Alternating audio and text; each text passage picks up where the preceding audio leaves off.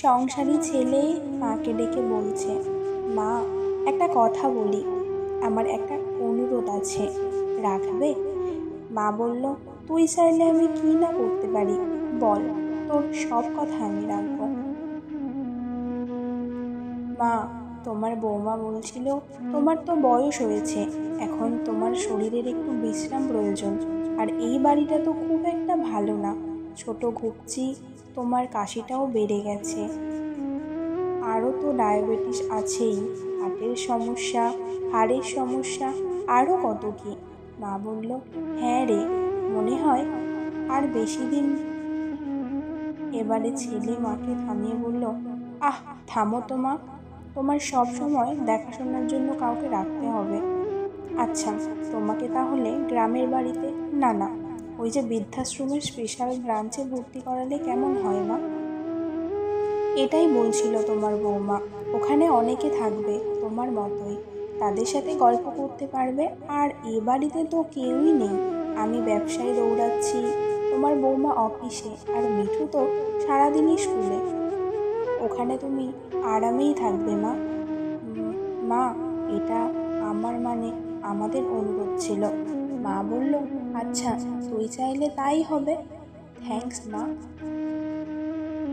আচ্ছা, কালকে বিকেলেই কিন্তু তাহলে তুমি ওখানে যাচ্ছ, তোমার ব্যাগ গুছিয়ে রাখবে, পরের দিন অস্বস্তিকর জ্যামে আটকে আছে মা ও ছেলে। নীরবতা ভাঙলেন মা। বাবা, ওখানে আমাকে দেখতে যাবি তো? পারলে একটা ফোন কিনে দিস আমাকে। মা, তুমি ফোন দিয়ে কি করবে? আহা, ওখানে ফোন আছে তো। কিছুক্ষণ পরে একটা 5 তলা বাড়ির সামনে এসে গাড়ি থামালো।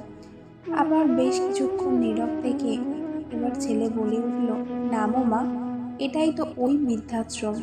মা, দেখেছ, বলেছিলাম না তোমার পছন্দ হবে, তোমার জন্য দোতলায় দক্ষিণের ঘরটা বুকিং করে রেখেছি। কলিং বেল বাজাতেই দরজা খুলল। হ্যাপি বার্থডে টু ইউ মা, হ্যাপি বার্থডে টু ইউ মা। দরজা খুলতেই চমকে গেলেন মা। আরে ওই তো তার একমাত্র নাতি, আর বৌমা বিশাল একটা কেক নিয়ে দাঁড়িয়ে আছে। এত বেলুন আগে কখনো দেখিনি তো, এত আয়োজন করে কখনো কেউ তাকে জন্মদিনে শুভেচ্ছাও জানায়নি।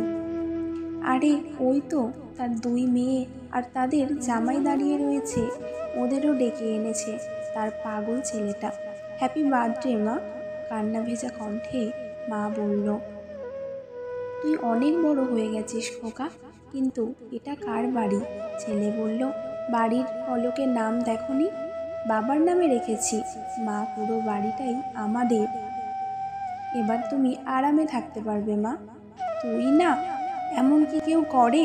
রাতে ছেলে পার্টি শেষে ঘুমাতে যাবে, এমন সময় পেছন থেকে মায়ের ডাক। হাতের ব্যাগটা পাতি খুঁজে একটা কৌটা বের করে ছেলের হাতে ধরিয়ে দিলেন মা।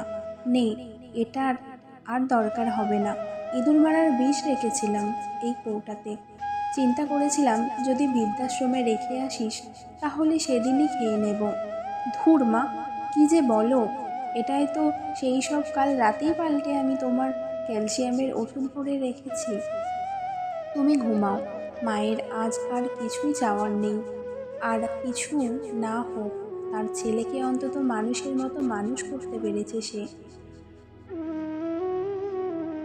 যাক, আজকের ঘুমটা সত্যি আরামের হবে, ঘুমের ওষুধ খেয়ে আর ঘুমাতে হবে না, এমন ছেলে ঘরে ঘরে জন্মাক।